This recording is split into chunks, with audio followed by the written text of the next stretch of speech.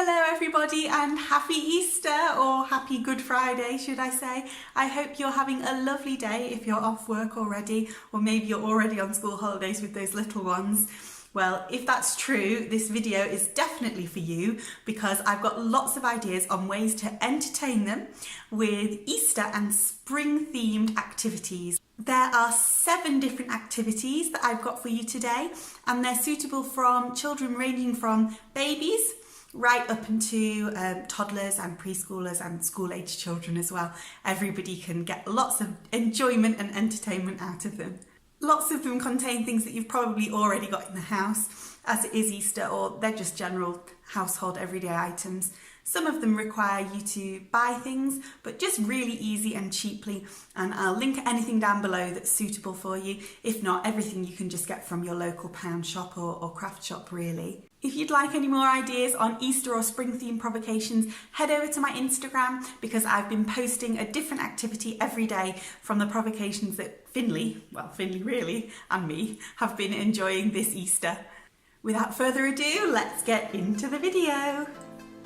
So first up, we've got these little sensory jars filled with Easter and spring items. I used flowers for mine. These are just old flowers from a bunch I had lying around. A really good way to use them up, but you could use any spring flowers. I've also got some mini eggs and some of these little fluffy chicks as well. And then just some of these glass Kilner jars that I picked up from the cheap shop. So all you need to do for this, really easy, is just fill up your jars with the items that you've chosen for your child and then pop the lids on. If you would prefer not to use glass jars, then you could just use plastic bottles instead. I think it's really important actually to allow children to have things like glass and weighted materials. It's good for building their motor skills, but also just important to teach them to have care over objects.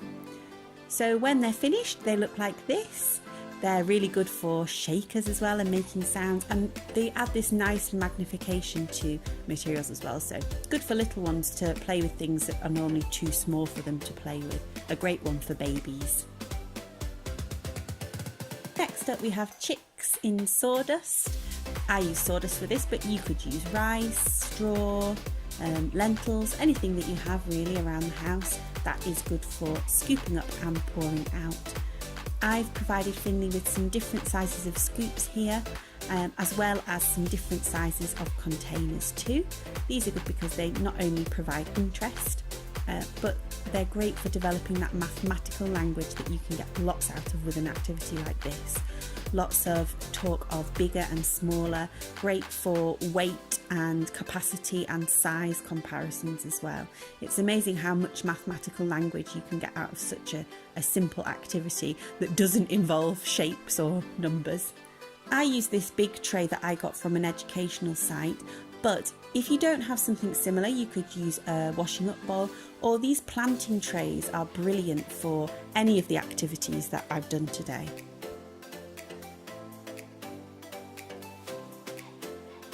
If you've been around on my Instagram, then you might have already seen this one. It is the hidden eggs game or activity. So all I did for this one is get some of those cheap little hollow eggs from, well, mine are from Sainsbury's, but you can get them from any supermarket or craft shop or cheap shop, and fill them with different little prizes or edible treats. This is a really good alternative for an Easter Sunday surprise if you're not giving your child chocolate or other treats yet, or just actually in addition to it as well. You could go one step further with this activity by hiding the eggs under the paper. I've got paper here, but you could use sand or you could use rice, anything that will bury the eggs just to add that extra element of fun. So I put finger puppets in ours. We've also got some rice cakes, and I'll probably fill the rest of the eggs with things like raisins and other favourite snacks of Finley's. I've also got some of these felt stickers from the craft shop and some of these little fluffy chicks.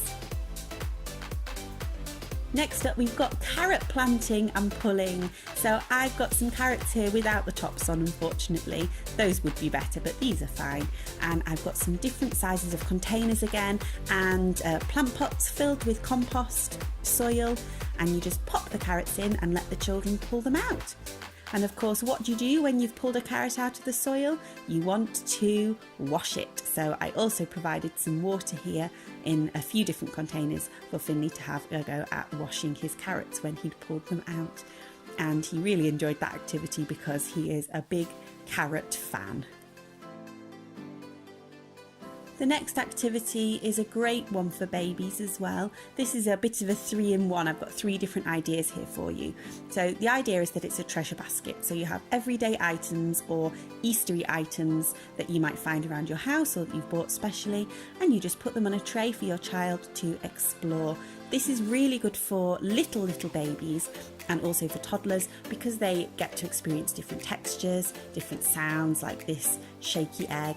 I've also got this weighted egg here, which is what farmers use to encourage hens to lay. These are really good because they feel just like real eggs, and I'll link them down below for you if you're interested in buying some as well. You could also do an Easter basket like this, where you hide the items in the eggs inside the basket. So I've got my egg there with the finger puppet in. I've also just got a little Easter decoration and a lamb as well, but you could choose anything you like. Another take on the treasure basket idea is to use lots of items of similar colours. These are often really appealing to younger babies and toddlers. As I mentioned in one of my previous videos, yellow is actually one of the favoured colours of babies before they can see all the colours on the spectrum very clearly. Spring petal water play is up next. So I just used the same flowers that I used before from that old bouquet. It's a really good way of using up old flowers. Don't throw them away before you played with them. And we've also got some dandelions from our garden. And again, just different sizes of containers and scoops.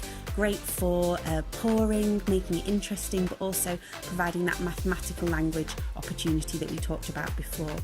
I find as well that providing containers like these that are made of different types of materials like metal and glass, mine are just from the charity shop, add lots of interest for the children and provide them with opportunities to develop those real life skills, which is so important for our little ones.